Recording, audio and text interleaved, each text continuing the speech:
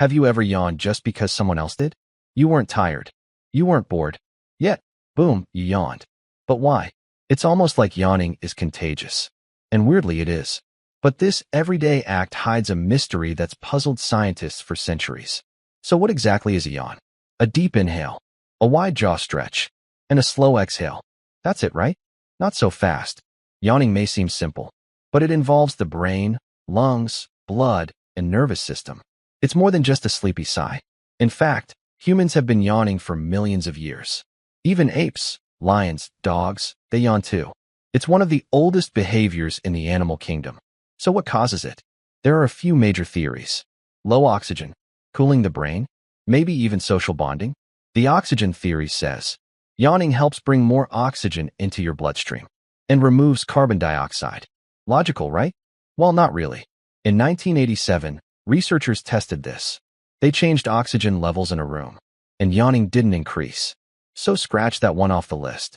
Another theory? Yawning cools down your brain, like how sweating cools your body. This one's gaining traction. Think of it like this. When your brain overheats from stress or fatigue, yawning acts like an internal air conditioner. Sounds weird, but stay with me. Let's go deeper into the brain. When you yawn, the ventromedial prefrontal cortex lights up. This area processes social behavior and empathy. In other words, yawning is partly social. That's why you might yawn just because someone else did. It's not your fault. Your brain is literally wired for it. But why would evolution make yawning contagious? That seems weird, right? Actually, it may go back millions of years. In early human tribes, synchronized yawning could align group behavior. It's like saying, we're tired, let's rest together. Another theory? It's about cooling the brain. Yawning helps regulate temperature in the brain. A 2014 study found people yawn more when ambient air was cooler, like a fan for your mind. So maybe, when you see someone yawn, your brain thinks, time to cool things down too. Fun fact, dogs can catch yawns from humans. In fact, close-bonded dogs are more likely to yawn when their owners do. It's not just humans. This cross-species empathy is real. Chimps do it. Wolves too. Contagious yawning equals social bonding tool.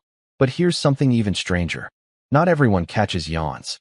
People with autism or schizophrenia often don't react to others yawning. Why?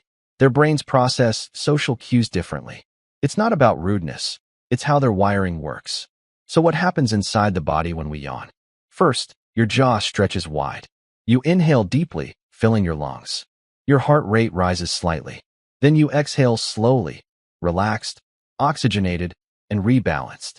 There's also a neurochemical shift going on. Yawning increases dopamine and possibly oxytocin levels. Those chemicals affect alertness, mood, and bonding. That's why yawning sometimes feels good. Like your brain just hit the reset button. Still think yawning is boring? Here's a plot twist.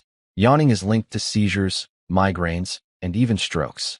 Doctors sometimes use yawning frequency as a symptom clue. Sudden, excessive yawning? It could be a sign of a neurological issue. Yawning is also common before big events. Athletes yawn before races. Musicians yawn before performing. That's not tiredness. It's the brain's way of managing arousal and anxiety. A pregame power reset. And guess what? Fetuses yawn in the womb. It starts as early as 11 weeks gestation.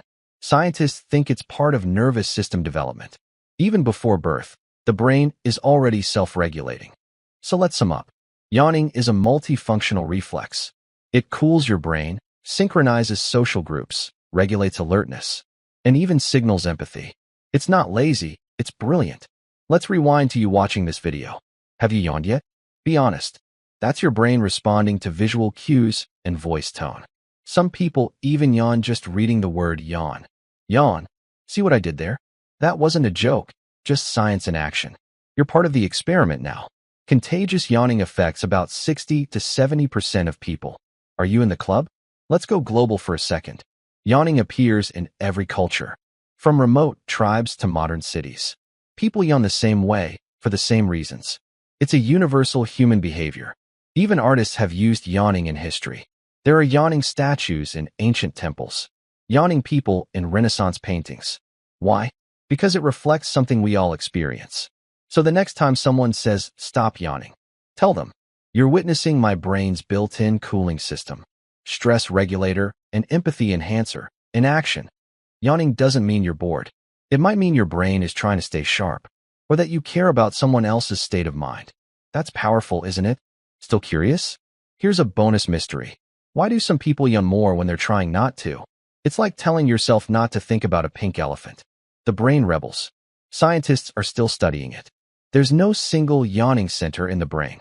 Instead, it's a network: brainstem, cortex, hypothalamus.